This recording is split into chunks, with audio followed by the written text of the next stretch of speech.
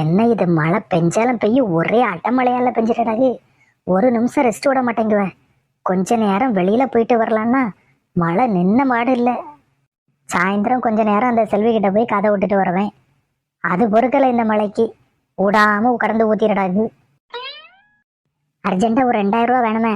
அண்ணன்ட்ட கேட்டோம்னா மாச கடைசி எனக்கு என்ன சம்பளம் வரல, என்கிட்ட ரூபாய் இல்லைன்னா சொல்லுவான். அம்மிட்ட கேட்டு பார்ப்போம். எமோ எமோ.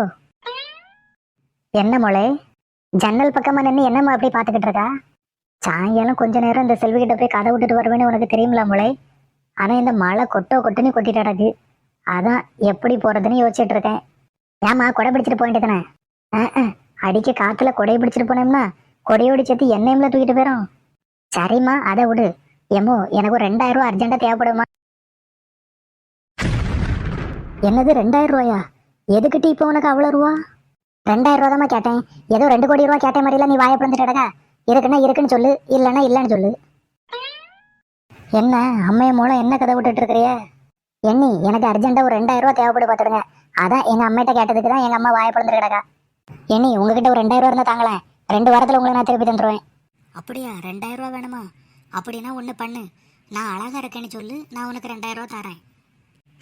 எனக்கு ஒன்று உனக்கு 2000 ரூபா வேண்டாம், நான் வெளியில போய் வட்டிக்கே வாங்கிடுறேன்.